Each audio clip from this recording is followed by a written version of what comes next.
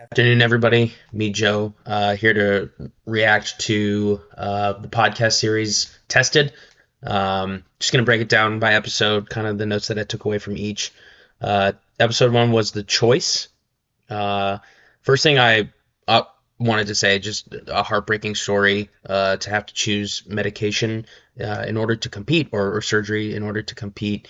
And um, very sad that somebody has to choose to alter their body in order to compete in something that they've been competing in forever. And even if they weren't competing in it forever, just sad that anybody would have to choose something like that.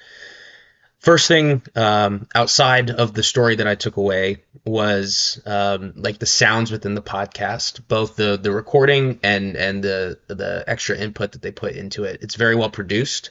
Um, the recording of voices is very crisp, and obviously very good equipment that they had. So that was something that stood out to me.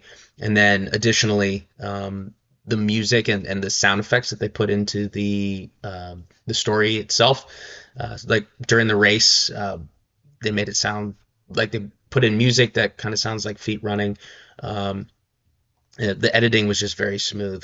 The next thing I took out from episode one was the level of depth that Evelyn goes into, um, or sorry, Rose Eveleth goes into um, the science or fake science that went into decision making throughout the years.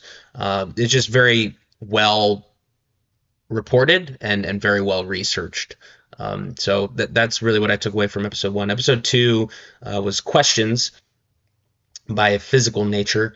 One thing that I noted was that women were allowed to run in the 800 at one point, and then they weren't. They were banned from it because they were too tired, and then they weren't allowed to race the 800-meter race again until the 1960 Olympics, which I thought was a really late time for women to.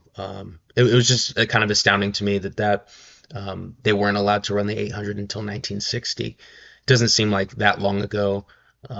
So just kind of astounding to me. Next thing was that I took away was the commentators in the races mentioning that she had a DSD status. It kind of seemed like they were trying to invalidate her success before she even achieved success during her races. So it was kind of setting her up for, if she did win, it would be with an asterisk, which is a phrase that they use specifically in the recording. And then the next thing that I pulled out was they mentioned like online comments on videos and stuff, and that's something that I've always found interesting that people use as for their reporting, just because the internet is a terrible place to find comments, and I don't think that just me personally, I don't think that online comments are a good indicator of public sentiment for anything, sports, politics, whatever it is, just because I find that the people that take time to comment on things, or take time to comment hateful things rather, are not, to put it less delicately, they don't have a life. And I'd say the vast majority of people that are consuming media are not commenting on it, and definitely not commenting hateful stuff on videos and stuff like that. So I just find it an interesting choice, though it does convey at least somebody's sentiment. Then episode three was the card carrying females episode. Um, the story about Max being violated by the doctor, who is a man, I found upsetting to me for obvious reasons, and it was heartbreaking for me to have to listen to that.